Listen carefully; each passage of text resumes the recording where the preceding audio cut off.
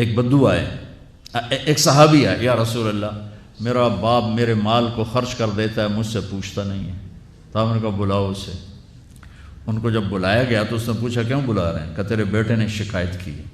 تو ان کو اتنا دکھ ہوا، انہوں نے چند اشعار پڑھے دل ہی دل میں، زبان پہ نہیں، دل ہی دل میں،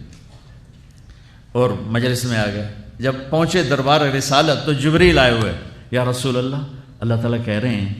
اس کا مسئلہ بعد میں سنیں، اس سے کہیں وہ شعر سنا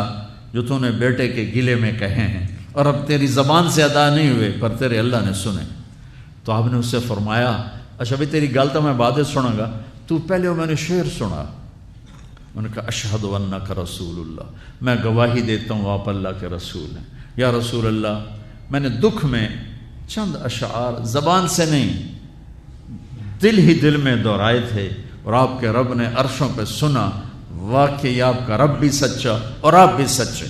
آپ نے کہا کیا کہا تھا؟ غدوت مولودا ومنتق یافعا تعل بما اجنی علیک وتنہل واذا ذاقتک بالسقم لم ابت لسقمک الا ساہرا اتململ کأنی انا المتروک دونک بالذی ترکت به عینی وعینی تحمل تخاف الردى نفسی علیک وانها لتعلم ان الموت وقت مؤجل فلما بلغت السن والغایة التي الیها مدى ما فیک اؤمل جعلت جزائی غلظة وفظاظة كأنك انت المنعم المتفضل فإن لم تر حق ابوبتی فعلت كما الجار المجاور يفعل۔ میرے نبی کے ٹپ ٹپ آنسو۔ کہا میرے بیٹے جس دن تو پیدا ہوا ہم نے اس دن اپنی ذات کے لیے جینا چھوڑ دیا،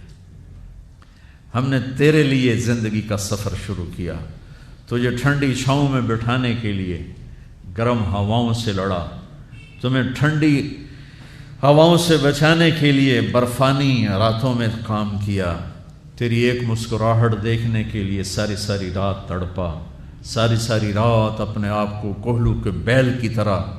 اپنی ساری جوانی کا رس نچوڑ کے تیری ہڈیوں میں ڈال دیا۔ میں بوڑھا ہوتا گیا، تو پروان چڑھتا گیا، میری کمر جھک گئی، تیری کمر اٹھ گئی، میری ٹانگوں سے جان نکل گئی، تیری ٹانگیں مضبوط ہو گئیں، میرے ہاتھ کانپنے لگے، تیرے ہاتھ مضبوط ہوئے، میں لڑکھڑانے لگا، تو اترانے لگا، تو مجھے خیال آیا کہ جیسے میں اس کے لیے دھکے کھاتا تھا، اس کی زندگی کی دعائیں مانگتا تھا، اس کے لیے تڑپتا تھا، چلو آج میرا یہ سہارا بنے گا۔ لیکن جب تجھ میں جوانی کی لہر دوڑی اور مجھے بڑھاپے نے کھا لیا، جب جوانی میں تجھ میں رنگ بھرا اور بڑھاپے نے میرے رنگ چھین لیے، جب جوانی تجھے سیدھا کیا بڑھاپے نے مجھے ٹیڑھا کر دیا، کمر جھکا دی، تو ایک دم تو مجھے ایسے گھور کے دیکھنے لگا، تیری آنکھیں ماتھے پہ چڑھ گئیں اور تو مجھے یوں دیکھنے لگا جیسے میں نوکر ہوں تو باپ، تو مالک۔ تو میں نے اپنی 30 سالہ زندگی کو جھٹلا دیا کہ ہاں میں باپ نہیں ہوں، میں نوکر ہوں، یہ میرا سردار ہے، اگر یہ بیٹا ہوتا تو یوں تو نہ کرتا۔ اس نے میری راتوں کے تڑپنے کو بھلایا، میرے گرمی سردی سے لڑنے کو بھلایا، کولو کے بیل کی طرح میرے چکر کاٹنے کو بھلایا،